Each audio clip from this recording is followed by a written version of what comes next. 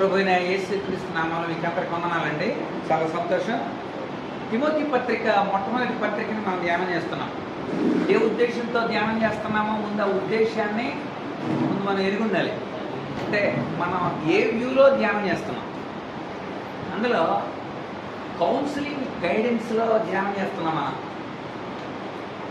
మీరు అంటే ఒక సేవకుని ద్వారా సంఘానికి తెలుపబడే విషయాలు పౌలు డైరెక్ట్గా సంఘానికి రాశాడు ఫిలిప్పీ పత్రికని. అందుకనే ఫిలిప్పీలారా అలా రాశాడు. ఇక్కడ పౌలు తిమోతి ద్వారా సంఘానికి చెబుతున్నాడు. అది ఆల్రెడీ తిమోతి అప్పుడు ఎఫెసీ సంఘానికి కాపరగున్నాడు. అది తెలుసుకోవాలి. అంటే ఎఫెసీ సంఘంలో ఉన్న తిమోతి నువ్వు ఎలా ఉండాలి, సంఘం ఎలాంటి రిజల్ట్. అందుచేత ముఖ్యంగా ముందు మన ఉద్దేశాలు తెలుసు. ఏ ఉద్దేశంతో రాశాడు, తిమోతి ఎలాంటి వాడు, ఎలాంటి లక్షణాలు కలిగి ఉన్నాడు, పౌలు ద్వారా ఎలా మార్చబడ్డాడు, ఎలా బలపరచబడ్డాడు, పౌలు అతనికి మెంటర్గా ఎలా ఉన్నాడు, ఏ ఏ అంశాలని పౌల్లో తిమోతి చూశాడు, వేటిని బట్టి అనుసరించాడు, లేకపోతే అనుసరించడానికి గల కారణాలేంటి, వాటిని కూడా మనం చూసాం. సో ఇప్పుడు రెండు ప్రధానమైన విషయాలు మనం కాన్సన్ట్రేట్ చేయాలి. ఒకటి, తిమోతికి వ్యక్తిగతంగా ఎలాంటి గైడెన్స్ ఇచ్చాడు, ఎలాంటి కౌన్సిలింగ్ ఇచ్చాడు. రెండోది, తిమోతి ద్వారా సంఘానికి ఎలా ఇచ్చాడు. ఈ విషయాన్ని మనం చూద్దాం. సో ఆ విషయాన్ని కొంచెం మనం ప్రధానంగా ఉద్దేశాల్లో మనం తెలుసుకున్నాం. అదేంటంటే తప్పుడు సిద్ధాంతాలు ఆ ప్రాంతంలో విరుగుగా ఉన్నాయి.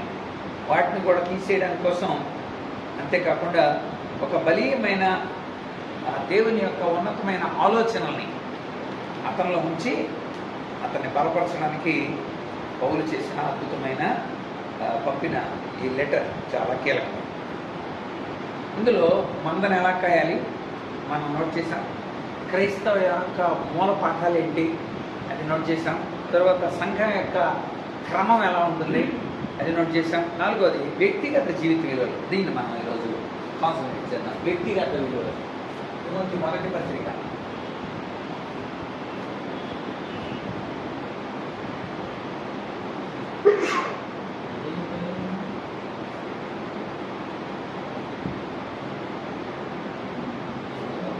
తిమోతి మొదటి పత్రికలో ఇప్పుడు మనం వ్యక్తిగత జీవిత విలువల్ని మనం కాన్సన్ట్రేట్ చేద్దాం.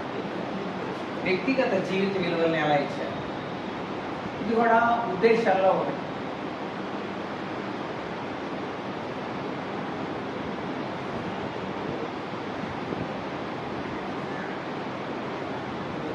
మనం ఆ విషయాన్ని మనం స్టార్ట్ చేసాము, టైం అయిపోయిందని 5 రాసాము. దాని వివరాలు మనం వెళ్దాం. తిమోతికి రాసిన మొదటి పత్రిక ఒకసారి చేయండి. అందులో నుండి మనము కొద్ది వివరాలు, ఆ వివరాలు మనం సైడ్ హెడ్డింగ్ పెట్టుకున్నాము. చూద్దాం. 4వ అధ్యాయం 11 నుండి 13 వరకు చూద్దాం. 11 నుండి 13 వరకు చదవండి.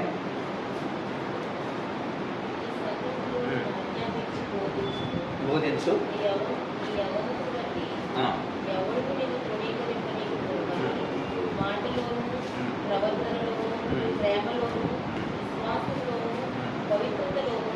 విశ్వాసులకు మాదిరిగా ఉండును. నేను వచ్చే వరకు చదువుటయందును హెచ్చరించుటయందును బోధించుటయందును జాగ్రత్తగా ఉంటుంది. కనుక అక్కడ ఉండవలసిన ప్రధానమైన 5 లక్షణాంశాలని మనం ఇక్కడ కాన్సన్ట్రేట్ చేయాల్సి ఉంది. మొట్టమొదటి అంటే ఈ ప్రధాన 5 విషయాల్ని నువ్వు చెక్ చేసుకోవాలి. పర్సనాలిటీ ట్రైట్స్, వ్యక్తిగత తెలుసుకోవాల్సిన విషయాలు. మొట్టమొదటిది మాటలోను, రెండవది ప్రవర్తనలోను, మూడవది ప్రేమలోను, నాలుగవది విశ్వాసంలోను,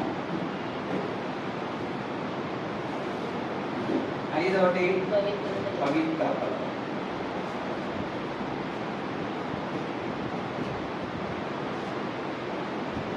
ఇక్కడ మనం గమనించే ప్రధానమైన విషయం ఏంటంటే నిన్ను నీవే అని ఇన్స్పెక్షన్,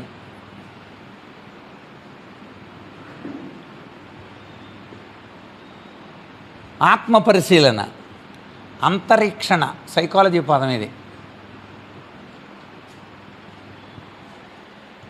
అంతరీక్షణ పద్ధతి అంటారు దీన్ని. అంతరీక్షణ పద్ధతి అంటే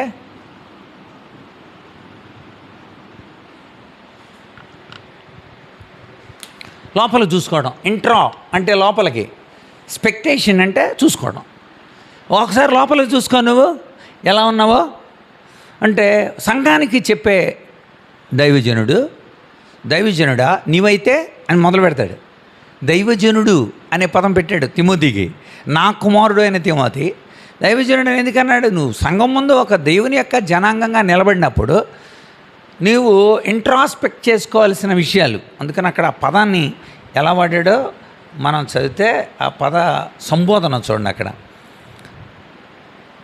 విశ్వాసులకు నువ్వు మాదిరిగా ఉండుము, 12వ వచనంలో, 13వ వచనంలో జాగ్రత్తగా ఉండుము, 14వ వచనంలో అలక్ష్యము చేయకుము. చూసారు ఎలా అన్నాడా? మాదిరిగా ఉండుము,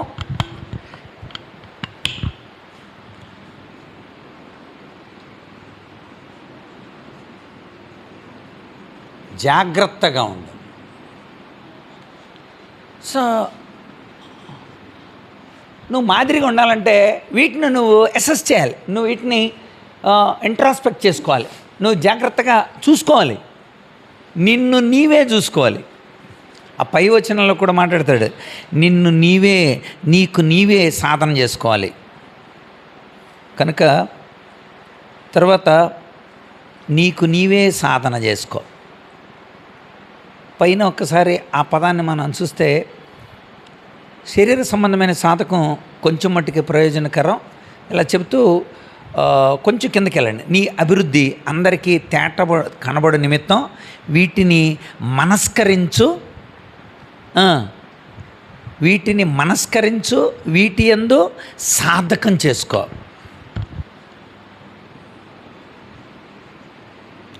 మనస్కరించు,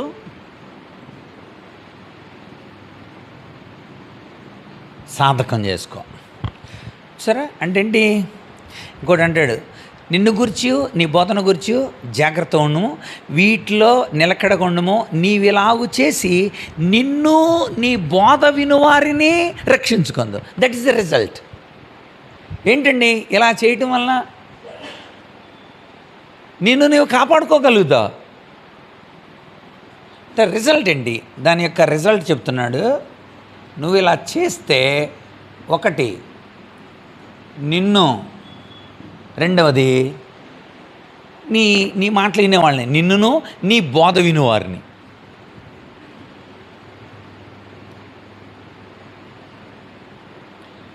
నిన్ను బదులు నీవు నీ బోధ వినువారు రక్షింపబడుదురు.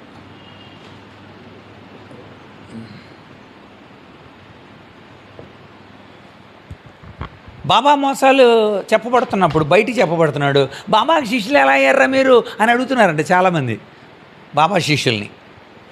ఎందుకని? బాబా తప్పుడోడు అనని. ఇది మొన్న ఏ బాబా, ఇదో బాబా ఉంది కదండి, డేరా బాబా, యూపీలో ఒక బాబా హడావుడి ఉంది కదండి ప్రస్తుతం, కరెంట్ అఫైర్ అండి అది, హోలా బాబా ఏదో ఉంది.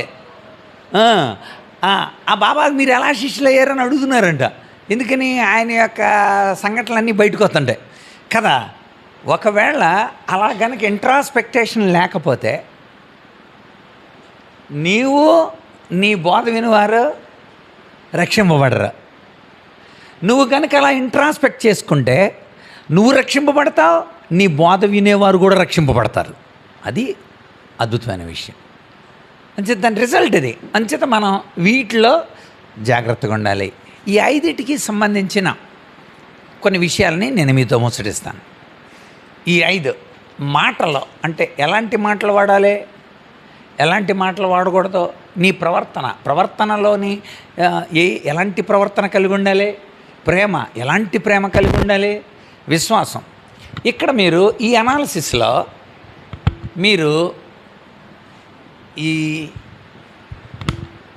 ఈ అనాలిసిస్లో కూడా మనం తెలుసుకోవాల్సింది ఏంటంటే, ఈ 3 ప్రజల సంబంధించినవి, ఈ 2 దేవుని ఎదుట.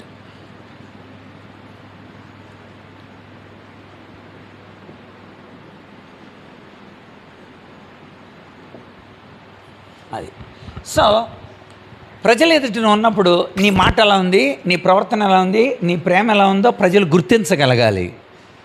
నీ వెలుగు ఈ రీతిగా కనబడాలి. నువ్వు దేవుని ఎదుట నీ విశ్వాసం ఎలా ఉంది, దేవుని ఎదుట నీ పవిత్రత ఎలా ఉందో దేవునికి నువ్వు లెక్క చెప్పవలసింది. సో దేవుని ఎదుట, ప్రజల ఎదుట ఒక వ్యక్తి. అందుకే నేను తప్పిపోయిన కుమారుడు తండ్రి దగ్గరకు వచ్చినప్పుడు చెప్పిన మాటని మనం గుర్తు చేసుకున్నాం. పరలోకమునకు విరోధముగా నీ ఎదుట నేను పాపం చేశాను అంటే అర్థం ఏంటి? పరలోకము దేవుని ఎదుట, నీ ఎదుట అంటే బాహ్య తండ్రి, బాహ్యంగా ఉన్న తండ్రి, పరలోకంలో ఉన్న తండ్రి, పాపం చేశాను. కనుక మనం గమనించాల్సింది, మనల్ని మనమే పరీక్ష చేసుకోవాల్సిన మంచి సెయింట్ అగస్టిన్ ఆ ఇంట్రాస్పెక్షన్ పద్ధతిని ప్రవేశపెట్టాడు. అందుకని సైకాలజీలో అంతరీక్షణ పద్ధతి ఎవరో అని అంటే వెంటనే సెయింట్ అగస్టిన్ అని రాయాలి. సెయింట్ అగస్టిన్ ఎక్కడి నుండి తీసుకున్నాడు దీన్ని? యేసుప్రభు మెథడాలజీలో ఒకటది. అంతరీక్షణ పద్ధతి యేసుప్రభు ప్రతి చోట. ఉదాహరణకి మీలో పాపం లేనాడు మొట్టమొదట రాయేయండి అన్నాడు. వెంటనే అందరూ కూడా ఇంట్రాస్పెక్షన్కు గురయ్యారు. ఒక్కడు కూడా రాయేయలేదు. ఎందుకని? లోపల చూసుకున్నారు. అది ఎవడికాడే లోపల చూసుకున్నాడు. అది అంతరీక్షణ, సెల్ఫ్ చెక్, సెల్ఫ్ అసెస్మెంట్.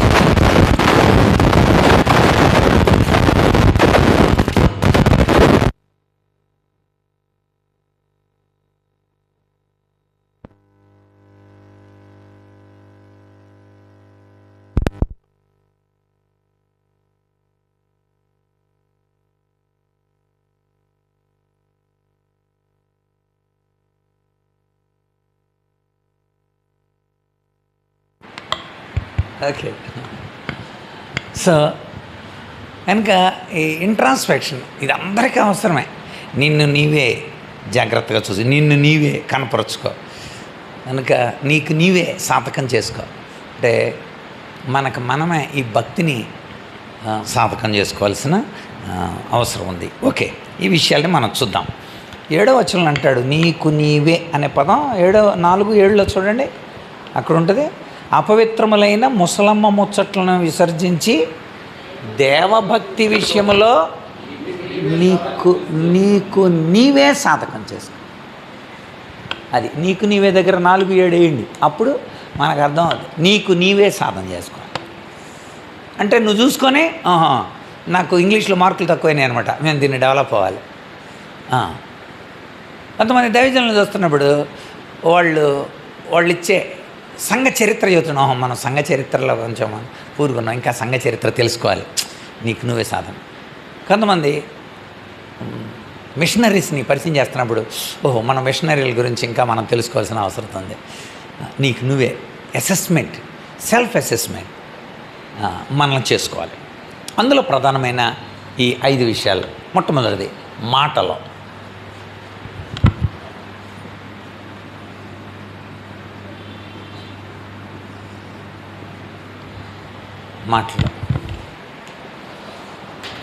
మాటలో అంటే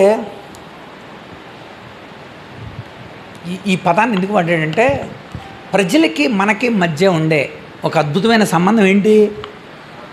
కమ్యూనికేషన్ అంతా కూడా మాట ద్వారా మనం చేసేది, వెర్బల్ మనం ఎక్కువ చేసేది. నాన్ వెర్బల్ కంటే వెర్బల్ ఎక్కువ జరుగుతుంది మనకు ఇతరులకు కమ్యూనికేట్ చేసేటప్పుడు. ఈ మాట ఖచ్చితంగా ఇతరులని ప్రభావితం చేసేది.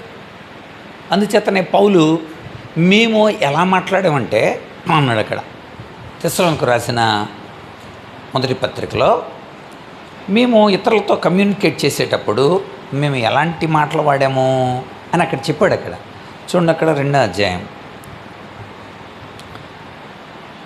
3వ వచనం.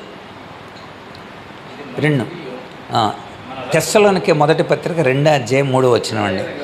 అనగా అది మా బోధ కపటమైనది కదా, అంటే వాళ్ళ మాటల్లో ఏమి లేదు, కపటం లేదు. ఓకే, అంటే మాటల కపటంగా కూడా ఉండొచ్చు అన్నమాట.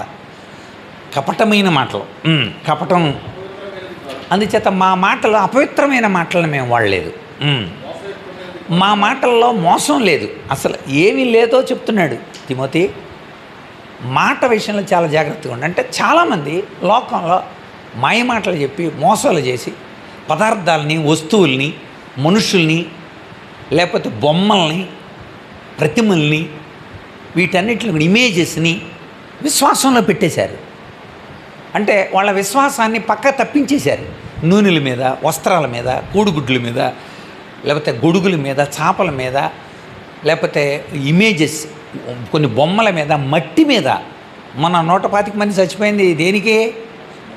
మట్టి కోసం, ఇప్పుడు కోసం, మట్టి కోసం. చాలామంది మట్టి కోసం వెళ్తున్నారు బస్సులు వేసుకొని. కనుక మట్టి తీసి నోట్లో వేసుకుంటే వాళ్ళకి ఒక రకమైన, లేకపోతే ఆ బొమ్మ పెట్టుకొని దండం పెట్టుకుంటే ఒక రకమైన. దీన్ని ఏమంటారు? ఈ బోధ ఎక్కడి నుండి వచ్చింది అసలు? కనుక నువ్వు ప్రజలతో ఇంటరాక్ట్ చేసేటప్పుడు, అందుకే చాలా నమూనా పౌలు ఇక్కడ నమూనా చెప్తున్నాడు. ఆ మాటల్లో ఏమేమి ఉండకూడదో రాయాలి ముందు. ఏం ఉండకూడదు? కపటం ఉండకూడదు. కపటము లేదు, కపటము లేదు. తర్వాత అండి చదవండి. తర్వాత మా బోధ కపటమైనది కాదు. 2వది అపవిత్రమైనది. అంటే అపవిత్రం కూడా ఉంటుందా? ఉంటుంది. అపవిత్రం లేదు, మోసం లేదు, మోసయుక్తం కాదు.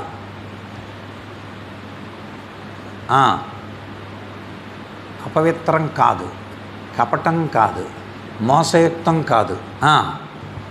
తర్వాత చదవండి.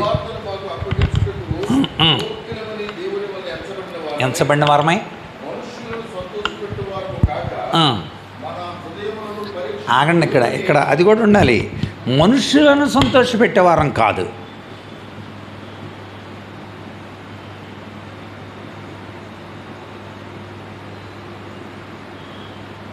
అక్కడ మధ్యన ఒక ప్రాంతానికి వెళ్ళినా, ఆ ప్రాంతానికి వెళ్తే, బ్రదరు ఇక్కడ జనాలకి 4 జోకులు వేయాలండి, మీరు జోకులు వేయాలంట. నేను వెంటనే క్యాజువల్గా అన్నాను, ఊరి పేరు గుర్తులేదు, ఇక్కడే దగ్గరలోనే. అప్పుడు అసలు స్టేజీ ఎక్కడంతో అన్నాడు స్పీకర్, 4 జోకులు వేయాలండి, కడుపు నవ్వించేయాలండి జనాలందరినీ. I mean not a joker. నేను జోకర్ని కాదు. మీరు జోకరా? ప్రజల దృష్టిలో మీరు ఒకళ్ళు జోకర్గా కనబడుతున్నారేమో, దైవజనుడిగా కనబడాలి.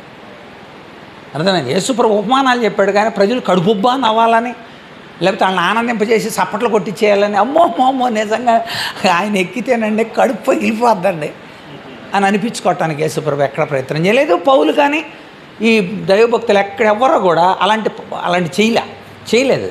అందుకని అన్నాడు, మనుషులను సంతోషపెట్టువారము, అది పెట్టువారము కాదు.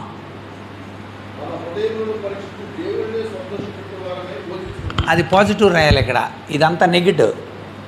ఇక్కడ పాజిటివ్ రాస్తే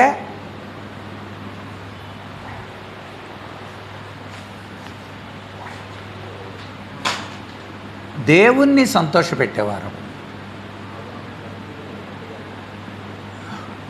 దేవుణ్ణి సంతోషపెట్టేవారు. ఇది కాదు, ఇది పాజిటివ్. ఎలాగనేది తర్వాత చదవాలి. ఇంకా అది ఇచ్చకపు మాటలు లేక. ఇచ్చకపు మాటలు అంటే అర్థం ఏంటిగా?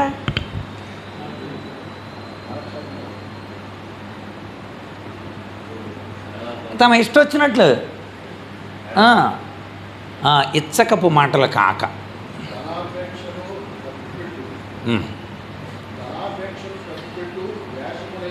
ధనాపేక్షను కప్పిపెట్టే వేషపు మాటలు.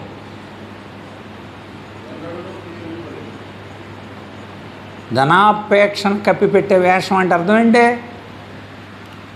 డబ్బు రావాలి, అందుకోసం ప్లాన్స్ ఉంటాయి అన్నమాట, రకరకాలైన ప్లాన్స్, ఏదో అమ్ముకునే ప్లాన్స్. ఆ ప్లానింగ్ వలన చాలా అది చేస్తే ఆశీర్వాదం. మీరు ఏఆర్ పాల్సన్ ఛానల్ యూట్యూబ్లో మీకు ఆశీర్వాదకరంగా ఉంటాయి. వెంటనే మీకు మేలు కలగాలంటే వెంటనే ఈ చూసిన వాళ్ళు 5,116 రూపాయలు మాత్రం పంపితే చాలు, ఎక్కువ పంపకూడదు. కేవలం 5,116 పంపితే ఇంట్లో 5గురికి లాభం అన్నాడు అనుకోండి, ఎన్ని వచ్చేసే ఈ పాటికి. ఇప్పుడు 200 పైగా పెట్టాను నేను పెట్టిన ఎక్కడన్నా చివరిలో ఇదిగో ఈ ఛానల్కి మీరు ఫుల్గా డబ్బు పంపండి, ఫోన్పే ఇది, గూగుల్ పే ఇది, అదేంటది ఇంకో పే ఉంటుంది, పేటిఎం పే ఇది, మొత్తం ఛానల్ ఇది ఇది ఇది ఇది ఇది దీని డబ్బులు ఈ అకౌంట్ ఇది, నా భార్య అకౌంట్ ఇది, నా కూతురు అకౌంట్ ఇది, మొత్తం అకౌంట్లు 3 పెట్టి డబ్బులు దండుకునే వ్యాపారం కాదు ఇది. స్వార్థ ప్రకటించారు అంతే. That is your duty. కనుక ధనాపేక్షను కప్పిపెట్టే వేషాలు వేయలేదు మేము. వేషం అని డైరెక్టర్ రాజండి అక్కడ అలాంటి వేషాలు వేయలేదంట పౌలు. ఎప్పుడు ఇక్కడ వేసాం మేమన్నా? ఇప్పుడు మీరు చెప్పండి, నా కెరీర్లో ఎప్పుడన్నా నేను అలాంటి వేషాలు వేసాను? ధనాపేక్షను కప్పిపుచ్చే వేషాలు అలా చెప్పాలి మనం, సమాజానికి పబ్లిక్ని అడగాలి మనం, మేము వేసామండి అలాంటి వేషాలు ఎప్పుడన్నా అని అనగలగాలి మనం. తర్వాత చదవండి, సాక్షి చదవండి.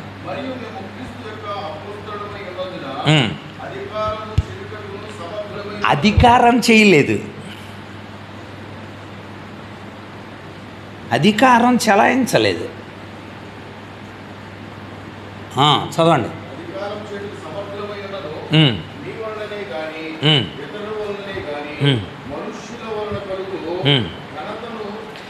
ఘనతను కోరలేదు.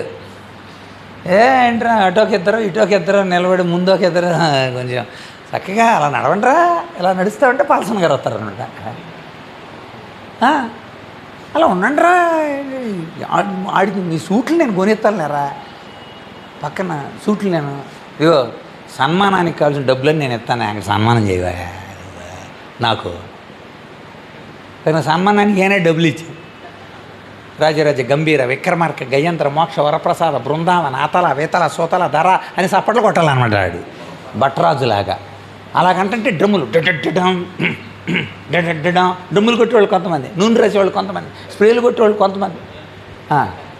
కోరలేదు, ఘనతను కోరలేదు. కోరేమా ఎప్పుడన్నా? కోరలేదు, నేను కోరలేదు. అలాగే మీరు కటౌట్లు పెట్టండి రా, లేకపోతే ఇవి పెట్టండి రా, మొత్తం ఇవన్నీ పెట్టండి రా, లేదో అక్కడున్న ఫలానా దైవజనుడు వస్తున్నానని పెట్టడమే తప్ప కటౌట్లు పెట్టండి, లేకపోతే నేను రాను. 500 మంది ఉంటే లేకపోతే నేను రాను, ఫస్ట్ రోజు నాకు ఎప్పుడు ఇవ్వకూడదు, ఆఖరి రోజు ఇవ్వాలి, ఇలాంటి ఎప్పుడు చెప్పలేదు. డైరెక్ట్ యూట్యూబ్లో పెడతాడు ఆయన, పెట్టమంటున్నాను నేనే.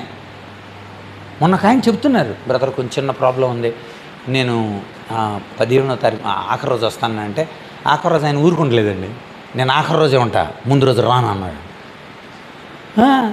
అప్పుడు నేను క్యాన్సిల్ చేసుకోవాల్సి వచ్చింది, ఒక అత్యవసరమైంది. ఎందుకని? ఆఖరి రోజు తప్ప ముందు రోజు రాడంట ఆయన.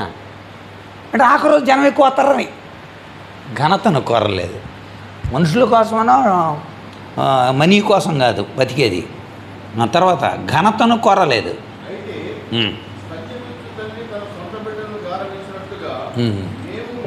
సో దేవుణ్ణి సంతోషపెట్టేవారు. ఇక్కడ 3 రకాలైన నమూనాలు కూడా ఇచ్చాడు అక్కడ. అంటే ఈ మాట మాట్లాడేటప్పుడు కపటం ఉండకూడదు, అపవిత్రం ఉండకూడదు, మోసం ఉండకూడదు, మనుషులను సంతోషపెట్టే ఉండకూడదు, ఇచ్చకపు మాటలు ఉండకూడదు, ధనాపేక్ష సంబంధించినవి ఉండకూడదు. మీరు చూడండి, మీ ఇష్టం ఛానల్స్లో వర్తమానం ఎంత ఉంటుంది, దీనికి సంబంధించిన విషయాలు ఎంత ఉంటాయి. ఇవన్నీ మనం పబ్లిక్లోకి వెళ్ళినప్పుడు క్రీస్తుని సంపూర్ణ అక్కడ రాజకీయాలు నీకు ఎందుకు అసలు? అక్కడ రాజకీయాలు. ఇదిగో అయ్యారు, ఈరోజు మా చర్చి వాళ్ళందరూ కొల్లబొడి చేయాలండి, మామూలు కదా అసలు. అంటే ఈయన వాడుకుంటున్నాడు అనమాట. ఆయన అలా కొల్లబడడానికి వచ్చాడు. ఆయన అంటే ఏంటి అర్థం? అసలు వాళ్ళని ఇరగదీసేయాలంట. ఏమని? డబ్బులు ఇవ్వట్లేదంట వాళ్ళు, సేవకుడిని పోషించట్లేదు. అది నువ్వు చెప్పుకోలేవా సంఘానికి? నేను చెప్పాలి వెళ్ళి అలా కుళ్ళబొడిచి వాళ్ళకి డబ్బులు ఇచ్చేలాగా చేయాలన్నమాట. చూసారా? దైవజనుడా, ఇచ్చగా మాటలు, ధనాపేక్షను కప్పిచ్చే ఆశాలు ఎందుకు నీకు? అధికారపు చలాయించే మాటలు ఎందుకు నీ దగ్గర? ఘనతను కోరే మాటలు ఎందుకు నీకు అక్కడ? గుర్తుపెట్టుకోండి. మాటలు పేతురు రాస్తుంటాడు, కపటమైన మాటలు. పేతురు రాసిన మొదటి పత్రిక 3:10 కపటమైన మాటలు. పేతురు రాసిన మొదటి పత్రిక 3:10 వాడతాడు. తర్వాత అజ్ఞానంగా మాట్లాడే పేతురే బాగా రాస్తాడు చాలా విషయాలు. అజ్ఞానంగా మాట్లాడే మాటలు, అదే పేతురు పత్రిక 2వ అధ్యాయం 15వ వచనం. అజ్ఞానంగా మాట్లాడే మాటలు అదే పేతురు అక్కడే రాశాడు. 2:2లో చూడండి. 2:2 దూషణ మాటలు. 2:2 దూషణ మాటలు. ఇవన్నీ జాగ్రత్త చూసుకోవాలి. రైట్. కనుక ఒకటే మాట గుర్తుపెట్టుకోవాలండి, లోక సంబంధమైన వ్యక్తులు లోక సంబంధమైన మాటలు మాట్లాడతారు అంతే. అదొక్క ప్రధానమైంది. యోహాను మొదటి పత్రిక 4వ అధ్యాయం 5వ వచనం. అది గుర్తుపెట్టుకోవాలి. మాటల 1 జాన్ 4:5 లోక సంబంధమైన వ్యక్తులు లోక సంబంధమైన మాటలు మాట్లాడతారు. నువ్వు దైవ సంబంధమైనడు కనుక, దైవజనుడు కనుక నువ్వు ఎలా మాట్లాడాలి? దైవ సంబంధమైన మాటలు మాట్లాడాలి. నువ్వు ఎవరికి చెందున్నావో ఆ మాటలు రావాలి. నీ ప్రసంగం అంతా అయిపోయిన తర్వాత క్రీస్తు కనపడాలి. పాల్సన్ కనపడ్డాడంటే ఫెయిల్ అయిపోయావని, ఆ ప్రసంగం ఫెయిల్ అయిపోయిందని అర్థం. మొత్తం నీ ప్రసంగాల్లో నీ సాక్ష్యం చెప్పిన ఏది చెప్పినా ప్రతి చోట, నేను ఇప్పటి వరకు వెళ్ళిన చోట ఎక్కడైనా సరే ఏ మెసేజ్లోనైనా మా జంగారెడ్డిలో జరుగుతున్న పరిచర్య మీకు తెలుసా, చిన్న బిడ్డల పరిచర్య, యవనస్తుల పరిచర్య, దానికి గొంతు మారద్దు అనమాట. అలా చెప్తున్నప్పుడు గొంతు మార్చి చిన్నబిడ్డల పరిచర్య, యవనస్తుల పరిచర్య, స్త్రీల పరిచర్య, సంఘ పరిచర్య, స్వార్థీకరణ, పవర్ పాయింట్ మీద మ్యూజిక్. ఇప్పుడు నేసాం అలాగా ఇలా. నీ పరిచర్యని లోకంలో చాటుకోవటానికి వెళ్ళా, నువ్వు అక్కడికే ఏసైనా చాటడానికి వెళ్ళాను. సహజంగా ప్రతి ఒక్కళ్ళు ఇక్కడ జరుగుతున్న మా పరిచర్యను ఒకసారి చూడండి. పెద్ద మందిరం, ఆ మందిరంలో ఒక్క అడుగుకు 40,000, ఒక్క అడుగుకు 40,000. ఈరోజు మీరు కూడా పాలిభాగస్తులు అయితే ఒక నాపరై పడుతుంది అక్కడ. అలాగ 1800 మంది 1800 నాపరాళ్ళు ఇస్తే మందిరం అయిపోతుంది. ఇప్పటికి 1376 ఇచ్చారు. మీరు కూడా సిద్ధంగా ఉన్నారా? వెంటనే లైన్, క్యూ. ప్రసంగం అయిపోయిన వెంటనే క్యూ. యేసయ్య కోసం తీర్మానం చేయడానికి క్యూలు కాదయ్యి. మరి ఏం చెప్పావు నువ్వు అక్కడ? నీ మాట దేన్ని ప్రభావితం చేసింది? అది. సో నువ్వు చెప్పే మాట అంత జాగ్రత్తగా ప్రజల దగ్గర నువ్వు జాగ్రత్తగా ఉండాలి. నెక్స్ట్ రెండవది, ఓకే, మాటలో జాగ్రత్తగా ఉండాలి దైవజనుడా. రెండవది ప్రవర్తనలో, ఓకే, నోట్ చేసుకున్నారు కదా. ఇవన్నీ చాలా అద్భుతంగా రాస్తాడండి పౌలు. ఒక పాస్టోరియల్ కౌన్సిలింగ్ ఉంటుంది, పాస్టోరియల్ లైఫ్ ఉంటుంది. అసలు ఒక పాస్టర్ యొక్క జీవితం. అది అయ్యగారు హెచ్బిఐ ట్రైనింగ్ అయ్యారు. హెచ్బిఐ ట్రైనింగ్ అమృతరావు గారు. హెచ్బిఐ ఈవినింగ్ కాలేజ్ జరిగింది ఇక్కడ. ఆ కాలేజీలో నేను కమ్యూనికేషన్ చెప్పా. రెండవది పాస్టోరియల్ సైకాలజీ చెప్పా. తర్వాత ఇంకా నేను చెప్పింది రోమాపత్రిక మొత్తం చెప్పా. తర్వాత ప్రసంగ శాస్త్రం, హ్యూమిలిటిక్స్, ప్రసంగ శాస్త్రం చెప్పా. మొత్తం 6 సబ్జెక్టులు చెప్పాను. సో అప్పుడు మేము అది ధ్యానం చేసాం. పాస్టోరియల్ సైకాలజీ, పాస్టర్ యొక్క మానసికమైన పరిస్థితులు ఎలా ఉండాలి అని. సో ఇది మనం కలిగి ఉండవలసిన మాట తీరు. ఓకే. రెండవది ప్రవర్తన అంటే అర్థం ఏంటండి? ప్రవర్తించేది, నడిచేది అని అర్థం. రెండవది ప్రవర్తన. ఒకటి మాట చూసాం, రెండవది ప్రవర్తన. దీన్ని మనం ఇంగ్లీష్లో క్యారెక్టర్ అంటాం. క్యారెక్టర్ అంటే అర్థం ఏంటి? ప్లే చేసేది, నువ్వు ప్లే చేయాల్సిందనమాట, అంతే కదా. నీకు ఒక క్యారెక్టర్ ఇచ్చామండి, నాటికలో మీకు క్యారెక్టర్ ఇచ్చామంటాం. క్యారెక్టర్ అంటే అర్థం ఏంటి? ప్రవర్తన. ప్రవర్తన అంటే అర్థం ఏంటి? నడవడిక అంటే అర్థం ఏంటి? నువ్వు చూపించాల్సింది, ప్రదర్శించవలసింది. అది మీరు అది తెలుసుకోవాలి. నడవడి, ప్రవర్తన, వ్యక్తిత్వం, ప్రదర్శన, గుణం, గుణచర్య. దీని పదాలు. నీ గుణం యొక్క చర్య, నీ ప్రవర్తనావళి, నువ్వు నడవడిక, ఇదన్నమాట క్యారెక్టర్ అంటే. సో దాని గురించి మాట్లాడుతున్నాడు ఇక్కడ, నీకు ప్రవర్తనలో. అందుకనే పేతురు రాస్తూ వ్యర్థ ప్రవర్తన వద్దు అంటాడు. 1:18 వ్యర్థ ప్రవర్తన వద్దు అంటే అర్థం ఏంటి? ఆడు చేసాడని నువ్వు చేస్తున్నావు అనుకో, అది వ్యర్థ ప్రవర్తన వద్ది. తర్వాత నువ్వే బాధపడతావు. ఆడు వేసుకున్నాడని వేసుకొని ఆడు అంచేత వ్యర్థమైన ప్రవర్తన ఉందని అర్థం. అది నెగిటివ్.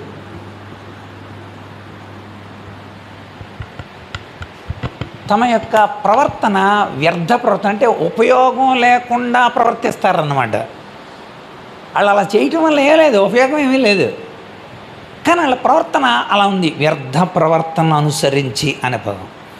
అందుచేత యోహాను ఇదే పేతురులో ఇంకో పదం వాడతాడండి. 4:19 కదా, చూడండి ఒకసారి. పేతురు రాసిన మొదటి పత్రిక 4:19లో దేవుని చిత్తానుసారంగా బాధపడేవారు సత్ప్రవర్తన కలిగిన వారే.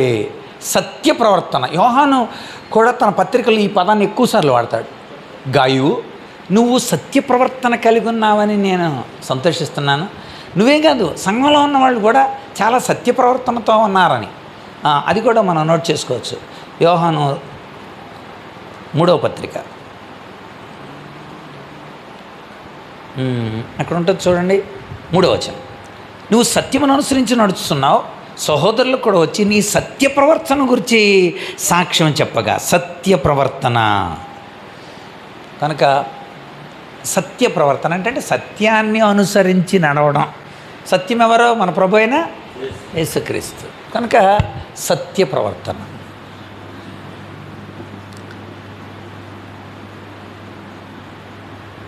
సత్య ప్రవర్తన అంటే ఇక్కడ సత్యానికి 3 అర్థాలు ఉన్నాయండి. ఒకటి క్రీస్తు నడవడిక, క్రీస్తు మాట, క్రీస్తు ఆత్మానుసారంగా. క్రీస్తు సత్యం. యోహాను సువార్త 14:6. ఆయన మాట సత్యం.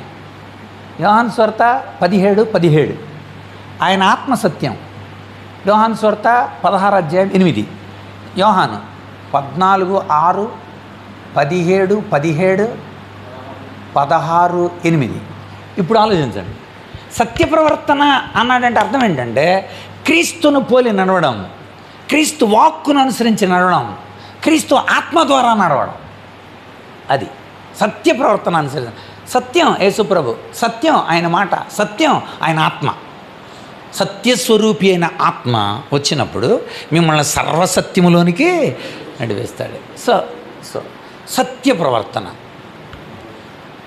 పేతురు అంటాడు పరిశుద్ధ ప్రవర్తన అని వాడతాడు. పేతురు రాసిన 2వ పత్రిక 3వ అధ్యాయం 11వ వచనం. దేవుని దినపు రాకడ కొరకు కనిపెట్టచ్చు, దాన్ని ఆశ అపేక్షించుడు పరిశుద్ధమైన ప్రవర్తనతో అన్నాడు. ఎందుకంటే ఎత్తబడాలి, వచ్చేది పరిశుద్ధుడు కనుక పరిశుద్ధ ప్రవర్తన.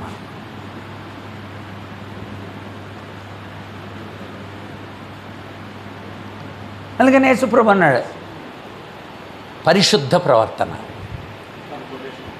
3:11 2వ పత్రిక 3:11, 12 కలిసి ఉంటాయి. పరిశుద్ధ ప్రవర్తన 3. కనుక ఎందుకంటే పూర్వం నుండి కూడా దేవుడు 3:2 కూడా చూడండి అక్కడ. పరిశుద్ధ ప్రవక్తల చేత పూర్వముందు పలకబడిన మాటలు ప్రభు అయిన రక్షకుడు మీ అపోస్తుల ద్వారా ఇచ్చిన ఆజ్ఞను మీరు జ్ఞాపకం చేసుకోవాలి. కనుక పరిశుద్ధమైన ప్రవక్తలు, పరిశుద్ధమైన దేవుడు, పరిశుద్ధంగా మార్చబడిన అపోస్తలు, పరిశుద్ధమైన మీ ప్రవర్తన. అసలు చాలా చక్కగా మొట్టమొదటి నుండి కూడా చెబుతాడు, మీరు పరిశుద్ధులుగా ఉండడం కోసమే మీరు నిష్కళంకము గొర్రెపిల్ల వంటి క్రీస్తు రక్తం చేత మీరు విమోచింపబడ్డారు. కానీ మొదటి పత్రిక 1:19 అంటాడు అక్కడ చెబుతాడు, పరిశుద్ధమైన గొర్రెపిల్ల వంటి రక్తం చేత మీరు విమోచింపబడ్డారు కనుక పరిశుద్ధమైన ప్రవర్తన మీరు కలిగి ఉండాలి అది చెప్పాడు. అంచేత సత్య ప్రవర్తన, పరిశుద్ధ ప్రవర్తన మనం కలిగి ఉండాలని ఇక్కడే కుటుంబ ఫ్యామిలీ కౌన్సిలింగ్ ఇస్తూ 3వ అధ్యాయం చూడండి. 3వ అధ్యాయం ఫ్యామిలీ కౌన్సిలింగ్లో 2:15 చదవండి. పేతురు రాసిన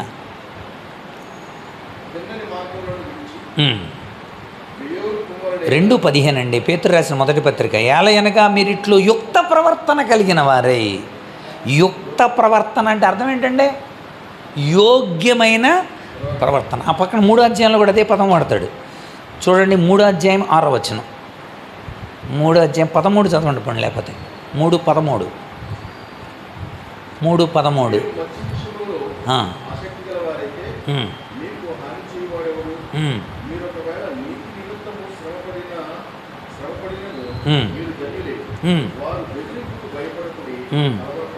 కాదండి. 3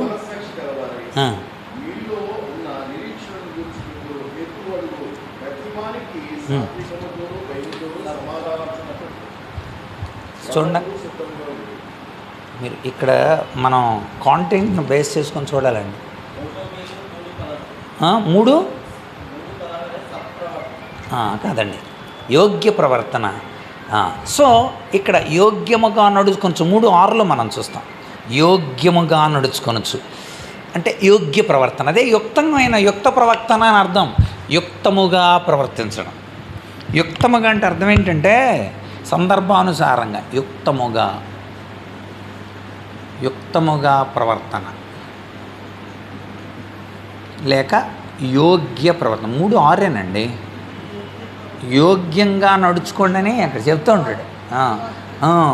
మీరు తగినట్టుగా నడుచుకోండి అంటే ఫ్యామిలీ గురించి చెబుతూ, ఉమెన్స్ గురించి చెబుతూ, శారా అబ్రహాంకి లోబడింది, యోగ్యంగా నడుచుకుంది, మీరు కూడా అలా యోగ్యంగా నడుచుకోండి అనని. సో యుక్త ప్రవర్తన మరియు యోగ్య ప్రవర్తన, రైట్. నోట్ చేశారా ఇట్లా? సో తిమోతి, నువ్వు నడిచేటప్పుడు సత్యమైన క్రీస్తును చూపించాలి. నీ ప్రవర్తన ఆయన మాటని, ఆయన ఆత్మని కలుగున్నాడుగా కనబడాలి. నీ క్రియలు పరిశుద్ధంగా ఉండాలి. నువ్వు ప్రజలతో ఉండేటప్పుడు యుక్తంగా ప్రవర్తించాలి, యోగ్యంగా ప్రవర్తించాలి. పేతురు రాసిన ప్రవర్తన విషయంలో జాగ్రత్తగా చూసుకోమన్నాడు. అందుచేత మనం ప్రవర్తనావళి జాగ్రత్తగా చూసుకోవాలి. ప్రవక్త అయితే హగ్గయి మందిరం కట్టడానికి కోసం హగ్గయిని పంపుతాడు, దేవుడు లేపుతాడు. ఎందుకంటే మందిరం స్టార్ట్ చేస్తారు, 70 సంవత్సరాలు అయ్యాక వెనక్కి వస్తారు. అంటే యోధా జాతి వాళ్ళు 70 సంవత్సరాలు చేసిన తప్పుకి బబులోనికి వెళ్తారు. వచ్చిన తర్వాత దేవుడు అక్కడ నుండి 3 విడతలకు వెళ్తారు, తిరిగి 3 విడతలకు వెనక్కి వస్తారు. దేవుడు జెరుబ్బాబెల్ నాయకత్వంలో మొట్టమొదటి విడత, ఎజ్రా నాయకత్వంలో 2వ విడత, నెహెమ్యా నాయకత్వంలో 3వ విడత తీసుకొస్తారు. తీసుకొచ్చిన తర్వాత మందిరాన్ని ప్రారంభిస్తారు. పునాదుల వరకు లేపుతారు. లేపిన తర్వాత ఎవడో బెదిరిస్తే వెంటనే ఆగిపోతుంది. మందిరం ఆగిపోయి 15 సంవత్సరాలు ఆగిపోయి ఉంటుంది. అప్పుడు దేవుడు బాధ కలిగింది, అరే 15 సంవత్సరాలు మందిరం లేకుండా ఎలా బతికారు మీరు అని ప్రవక్త అయిన హగ్గయిని పంపుతాడు. హగ్గయి వచ్చండి 2 అధ్యాయాలు 4 ప్రసంగాలు ఉంటాయి. హగ్గయి చెప్పిన గుండె పగిలిపోద్ది అనమాట. అసలు ఒక్కొక్క ప్రసంగం. సీనియర్ మోస్ట్ పాస్టర్ అనమాట ఆయన చాలా వృద్ధుడు. ఆయనకి ఒక యవనస్తుని కలుపుతాడు, జకర్యా అని ఇంకో ప్రవక్తని. వీళ్ళిద్దరూ కలిసి చెబుతారు ఇజ్రాయేలీలకి, అది యూదా వారికి. ఇద్దరు కలిసి చెబుతారు. జకర్యాని ఎందుకు పెట్టాడంటే జకర్యా 70 సంవత్సరాల్లో బబులోన్లో పుట్టాడు. అక్కడ యెరూషలేము కాదు, వాళ్ళందరూ చెరలో ఉన్నప్పుడు అక్కడ పుట్టాడు. అతనికి యెరూషలేము తెలియదు, అసలు యెరూషలేము తెలియదు, మందిరం తెలియదు, పూర్వపు ఆరాధనలు తెలియదు, ఆ కాలువల దగ్గర బతికారాడు, తనకేం తెలియదు. అప్పుడు దేవుడు ఏం చేశాడంటే, నీకేం తెలియదు కదా, ఒక తెలిసిన ఆయన్ని కలుపుతా, నీకు పరమ మందిరాన్ని చూపెడతా, నూతన మందిరం, ఆ మందిరంలో ప్రజలు ఎలా వెళ్తారు. ఇతడే పరలోక మందిరాన్ని గురించి చెబుతుంటే జకర్యా, హగ్గయి భౌతికపరమైన మందిరం పూర్వం ఎలా ఉండేది, మనం ఎందుకు ఇలా ఉన్నాం, ఆ ఇద్దరిని కలిపాడండి. ఇప్పుడు బతికే మనం కూడా పరలోక మందిరాన్ని గుర్తు చేసుకుంటూ ఈ మందిరాల్లో బతకమని. దట్ ఈస్ ఇన్నర్ ఎయిమ్ అనమాట, ఉద్దేశం, థీమ్ అది. అప్పుడు హగ్గై వాడిన పదం, ఫస్ట్ పదం ఏం వాడాడు తెలుసా? మీ ప్రవర్తన గురించి ఆలోచించుకోండి అన్నాడు. హగ్గై గ్రంథం మొట్టమొదటి అధ్యాయం 5వ వచనం 7వ వచనం, 2, 5, 7 2 కూడా ఏమని ఉంటుంది అక్కడ? గమన, సైన్యములకు అధిపతి యెహోవా సెలవిచ్చినది ఏమనగా మీ ప్రవర్తనను గురించి ఆలోచించుకోండి. 7వ వచనం, సైన్యములకు అధిపతి యెహోవా సెలవిచ్చినది ఏమనగా మీ ప్రవర్తన గురించి ఆలోచించుకోండి. మీరు విస్తారంగా తింటున్నారు, తృప్తి లేదు, మంచినీళ్ళు తాగుతున్నారు, దాహం తీరట్లేదు, డబ్బే బాగా సంపాదిస్తున్నారు, నెలకు చివరి చూస్తే చిల్లు సంచిలాగా ఉంటుంది, ఏం కనపడతలా, సంపాదించిన డబ్బు అంతా అలా పోతుందంతే. ఎందుకు? కారణం మీరు మందిరాన్ని అలక్ష్యం చేశారు అని చెప్తాడు. సో ప్రవర్తనను గురించి ఆలోచించుకోండి. అక్కడ రాసుకోవాలి ఆ పదం. ప్రవర్తన దగ్గర హగ్గై 1, 5, 7 ప్రవర్తన అంటే ఇందాక ఇది రాసుకున్నాం కదా, ప్రవర్తన దగ్గర హగ్గై 1, 7.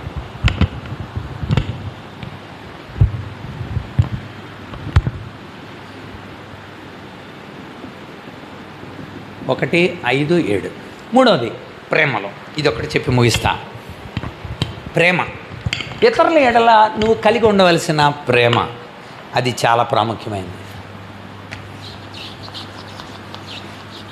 1 మాటలో, 2వది ప్రవర్తనలో, 3 ప్రేమలో.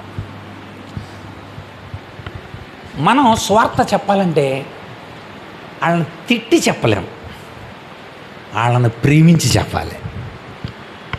యేసయ్య ఏ ప్రాంతానికి వెళ్ళినా ఆ ప్రాంతపు ప్రజల్ని ప్రేమించాడు. మనం అలాంటి ప్రేమ కలిగి ఉండాలి. అందుకనే బాత్ అంటాడు పౌలు సంఘాన్ని చూసి, నువ్వు ప్రేమను వదిలేసావు, అసలు నీకు ప్రేమ లేదు, అసలు దేవుడి మీదే ప్రేమ లేదు. దేవుడి మీద ప్రేమను వదిలేసినప్పుడు ఇంకా మనుషుల మీద నీకు ప్రేమ ఉంటుంది. అక్కడ ప్రకటన గ్రంథం 2వ అధ్యాయం 4వ వచనం మైనస్ నెగిటివ్ పాయింట్ చెప్తున్నాను. అక్కడ మొదటి ప్రేమను వదిలేసావు నువ్వు, ప్రేమను వదిలేవు నువ్వు. ఫస్ట్లో ఉన్నప్పుడు దేవుని నమ్ముకున్నప్పుడు, అన్నయ్య ఎక్కడికి వెళ్ళిపోతాం అన్నయ్య, ఏం చేద్దాం అన్నయ్య, అబ్బా చాలా ఉద్రేకం. బైబిల్ కాలేజీ నుండి వచ్చిన వెంటనే ఉండి ఎలా ఉంటుంది మనకే, ఎక్కడ పడితే అక్కడ స్వార్థ చెప్పాలి. ఏ సంఘం ఏమండి మీ సంఘం రమ్మంటారు, ఎలా ఉంటుంది అనుకుంటున్నారు, మీకు తెలియదు అసలు. మా వాళ్ళందరూ బైబిల్ కాలేజీ నుండి వచ్చిన వెంటనే అన్నయ్య పెట్టానయ్యా, కోటాలు పెట్టానయ్యా, అలా ఉంటుంది అనమాట. ఉంటుంది, బాగానే ఉంటుంది, 1 నెల బాగుంటుంది. ఆ తర్వాత సంఘాలు అప్పచెప్పిన తర్వాత ఉంటుంది అసలైన విషయం ఏంటనేది, అసలైన తెలుస్తుంది. థీరీకి నువ్వు ప్రాక్టికల్కి వచ్చేసరికి అలా అక్కడికి వెళ్ళి మేము నేర్చుకున్నాం కదా అని హగ్గై గ్రంథము అని అంటున్నాడు అనుకోండి. బబులోన్లో నుండి వచ్చింది, అడిగి బబులోన్ అంటే తెలియదు కాదు, అక్కడ మీ చర్చిలో ఎవడికి తెలియదు బబులోన్. ఎలా చెప్పాలి? ఇప్పుడు బాగా నేర్చుకున్నాం కరెక్టే, కానీ దాన్ని వాళ్ళకి అర్థమయ్యే రీతిలో చెప్పే అంతగా నువ్వు దిగాలి అక్కడ. అలా దిగాలండి, వాళ్ళకి ఏం అర్థం కావట్లేదండి మేము చెప్పింది అనకూడదు. ఏముండాలి వాళ్ళ ఎడలు మనకి? ప్రేమ ఉండాలి. ప్రేమే జయిస్తుంది, లేఖనం చాలా స్పష్టంగా చెబుతుంది. అందుచేత ప్రేమ అంటే అర్థం ఏంటనుకున్నారు? దేవుణ్ణి ప్రేమించాము అని అంటే ఇతరులను ప్రేమిస్తున్నామనే అర్థం. అదే చెప్పాడు. ఒకడు దేవుణ్ణి ప్రేమించకపోతే తన సహోదరుని ప్రేమిస్తున్నాను అని అంటే అది అబద్ధమేగా అంటాడు. చూడండి అక్కడ యోహాను మొదటి పత్రికలో మనం చూస్తాం, దేవుణ్ణి ప్రేమించే మనం. సో మీరు యోహాను మొదటి పత్రిక 4, 5 అధ్యాయాలంతా కూడా ప్రేమించడమే నేర్పించాడండి. మీరు అక్కడ చూడండి, అక్కడ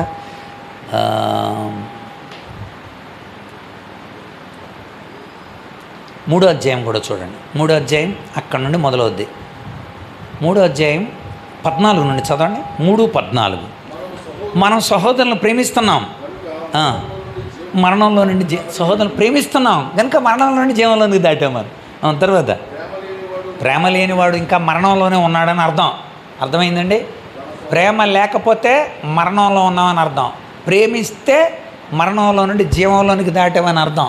అంటే నీ ప్రేమ నిర్ధారిస్తుంది మరణంలో ఉన్నావా జీవంలో ఉన్నావా. మరణంలో నుండి జీవంలోనికి దాటావంటే నువ్వు ప్రేమ కలిగి ఉన్నావనా, అంతే అంతే గుర్తు. ఒకవేళ నువ్వు ప్రేమ లేదనుకో నువ్వు మరణంలో ఉన్నావని అర్థం అంటాడు. ఎంత ఎంత కాన్షియస్గా చెప్పాడు చూడండి. ఇంకా చదవండి.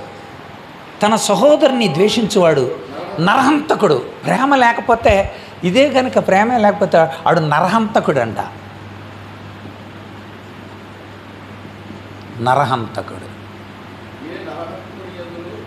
ఏ నరహంతకుడిలో కూడా నిత్యజీవం ఉండదు. నువ్వు ప్రేమించకపోతే నరహంతకుడు నువ్వు.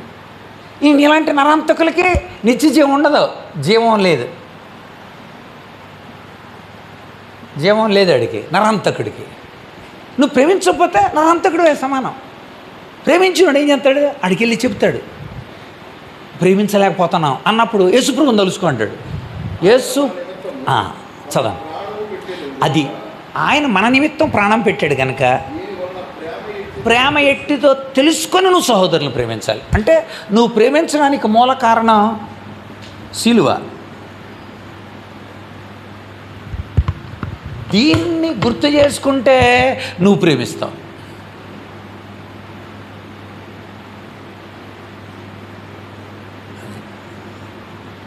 అది క్రీస్తు నువ్వు తలుసుకుంటే నువ్వు లోకాన్ని ప్రేమిస్తావు. ఎందుకని ఆయన ప్రాణం పెట్టడానికి వచ్చాడు. నువ్వు గొప్పవాడిని ప్రేమించాడండి. మనము బలహీనులము, భక్తిహీనులము, శత్రువులము, పాపులము. గుర్తుపెట్టుకోండి. ప్రేమించకపోతే మరణంలో ఉన్నాం, ప్రేమించకపోతే నరహంతకుడు. ప్రేమించడం అనేది యేసుక్రీస్తులో నుండి మనం నేర్చుకోవాల్సిన పాఠం. అంటే క్రీస్తుని ప్రేమిస్తూ ఉన్నవాడు ఖచ్చితంగా పక్కవాడిని ప్రేమిస్తాడు. That is the general rule. తర్వాత అసలు క్రీస్తు ప్రాణం పెట్టాడు కనుక మనం కూడా ప్రాణం, అంటే క్రీస్తును పోలి ప్రేమ ఉంటుంది. నువ్వు ప్రేమించావంటే మన ప్రేమ ఎలాంటిది? నువ్వు నాకేం తెస్తావు, ఇంటికి వస్తే ఏం పెడతావు, ఇది మన ప్రేమ కదా. కనుక క్రీస్తు ప్రేమ, నువ్వు క్రీస్తు నీవు, అది ప్రేమ. అంటే ఆయన ప్రాణం పెడితే నువ్వు కూడా ప్రాణం పెట్టాలి. అది క్రీస్తు ఎలాగైతే సిలువేయబడ్డాడు నువ్వు కూడా సిలువేయబడాలి వాళ్ళ కోసం నిజంగా అలాంటి త్యాగం చేస్తే క్రీస్తు నువ్వు ఈక్వల్గా ఉండాలి. రేపొద్దున్నే దేవుడు త్రాసుతో వస్తానన్నాడుగా, త్రాసులో తోస్తాడంట. ఇటేపు నిన్నేస్తాడు, అటేపు నేమేస్తాడు చెప్పండి. అయిపోయింది. త్రాసు తీసుకొస్తానన్నాడండి దేవుడు. త్రాసులో ఇటువైపు నిన్నేస్తాడు, నిన్నంటే నీ క్రియలు వేస్తాడు. ఇటేపు నేమేస్తాడు, యేసుప్రభుని పెడతాడు. అది గుర్తుపెట్టు.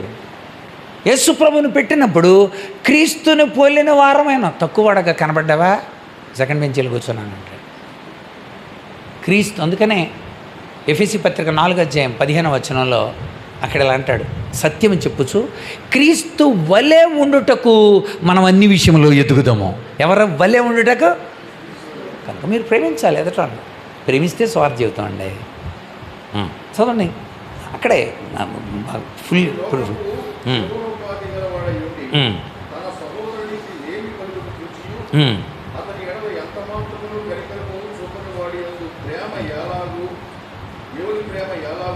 ఏడో వచనం చూడండి, 4:7 ప్రియులారా మనం ఒకరికొకడు ప్రేమించుకుందాం. ఎలా అనగా ప్రేమ దేవుని మూలంగా కలుగుతుంది.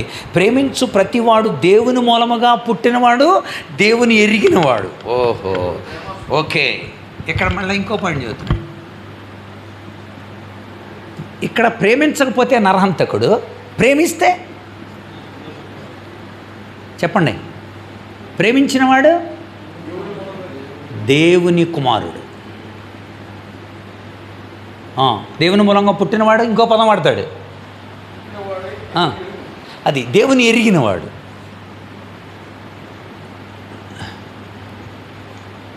ఎస్, చూసారా? గుర్తుపెట్టుకోండి. ప్రేమించకపోతే నరహంతకుడు, ప్రేమిస్తే దేవుని కుమారుడు. ప్రేమించకపోతే మరణంలోనే ఉన్నాడు, ప్రేమిస్తే వాడు నిత్య జీవం కలిగినవాడు. అది కంపారిజన్ 4:7 ఇంకా చదువుతాడు చూడండి. దేవుడు తర్వాత 9, మనం ఆయన ద్వారా జీవించున్నట్లు దేవుడు తన ద్వితీయ కుమారుని లోకంలోకి పంపాను, దీనివల్ల దేవుడు మన ఎందున్న ప్రేమ ప్రత్యక్షపరచబడింది. అంటే దేవుని ప్రేమ యేసుక్రీస్తులో ప్రత్యక్షమైంది. What about you? మనము దేవుని ప్రేమించితమని కాదు, కానీ తానే మనల్ని ప్రేమించి మన పాపల నిమిత్తమై ప్రాయశ్చిత్తమంటకు తన కుమారుని పంపిణీ. ఇందులో ప్రేమ ఉన్నది. ప్రియులారా, దేవుడు మనల్ని ఎలాగో ప్రేమింపగా మనం ఒకరినొకడు ప్రేమింప బొద్దులమై ఉన్నాము. ఇది నిబంధన, విధి.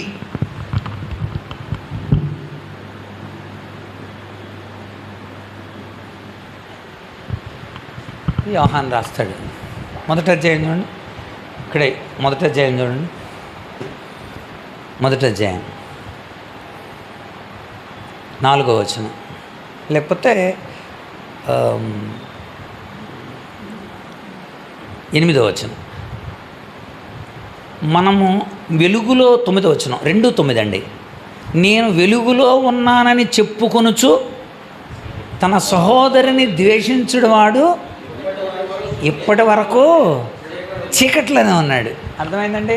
మీరు కానీ ద్వేషిస్తే చీకటి సంబంధులే, చీకటిలో ఉన్నారన్నారు. కానీ మీరు ప్రేమిస్తే అక్కడే రాస్తాడు, చదవండి. తర్వాత చీకటిలో ఉన్నాడు, తన సహోదరుని ప్రేమించిన వాడు వెలుగు సంబంధి. అదే ప్రేమించారనుకోండి, వాడు వెలుగు సంబంధి. అదే పాజిటివ్, వెలుగు సంబంధి. రైట్, అంతే, గుర్తుపెట్టుకోండి.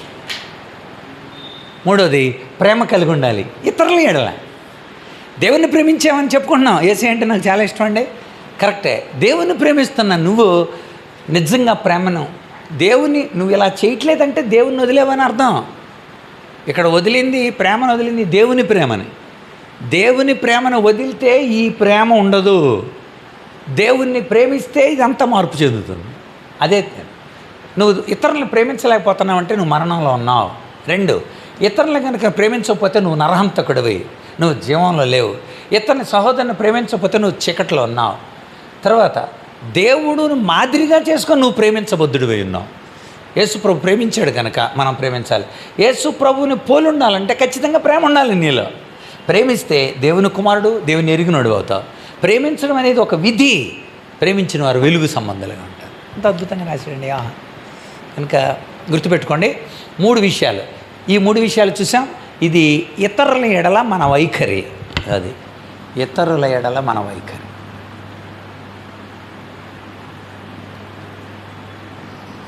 రైట్.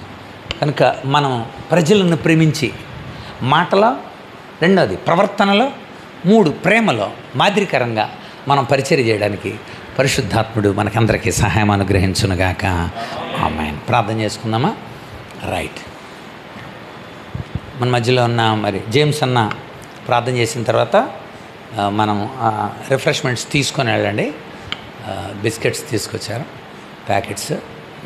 తమ్ముడు ఇదిగో, అవి అందరికీ ఇవ్వండి.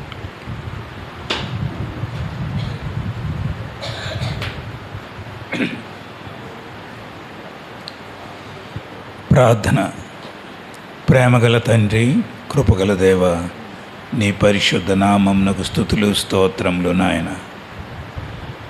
నాయన ఇదిగో ఈ పరిశుద్ధ దినము కొరకు నీకు వందనములు.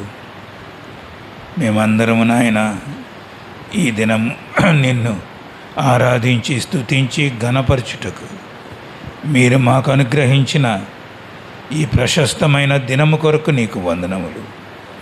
ప్రభా, ఇదిగో ఈ సాయంకాల పూట నీ సేవకులు పాల్సన్ నాయన మీరు బలముగా వాడుకొని నాయన మాటలోను, ప్రవర్తనలోను, ప్రేమలోను ఒక వ్యక్తి ఏ విధముగా ఉండాలి, దేవుని ఎరిగిన బిడ్డలు ఈ మూడిటిలోనూ ఏ విధముగా పరిశుద్ధతను, యథార్థతను, నీతిని కలిగి ఉంటారో నాయన మేము నేర్చుకొనుటకు మీరు కృప చూపించారు.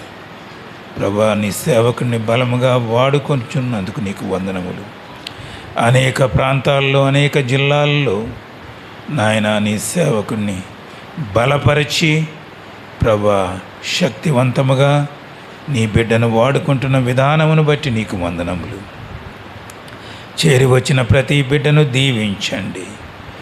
విన్న మాటలు మా హృదయంలో భద్రపరుచుకొని మేము జీవించుటయే కాదు, ఇతరులకు కూడా నాయన వాటిని నేర్పుటకు సహాయం దయచేయమని, మీరే మహిమ ఘనత ప్రభావములు పొందుకొనుమని యేసు పరిశుద్ధ నామమున ప్రార్థించి వేడుకుంటున్నాము తండ్రి. ఆమేన్. మన తండ్రి అయిన దేవుని ప్రేమ, కుమారుడైన యేసుక్రీస్తు కృప, పరిశుద్ధాత్మేందుల అన్యోన్య సహవాసం చేరిన మనకు ఈ లోకంలో ఆయన కోసం జీవిస్తూ అనేక మందికి సత్యస్వార్తను ప్రకటించడానికి మాటలో, ప్రవర్తనలో, ప్రేమలో ఎదుగుతూ పరిచర్య చేస్తున్న ఆయన జనాంగానికి ఈ దినం ప్రభు సన్నిధానంలో ఉన్న మనకందరికీ సదాకాలము తోడేండి నడిపించునుగాక. ఆమేన్. ఆమేన్. అందరికి వందనాలండి. Thank you. God bless you.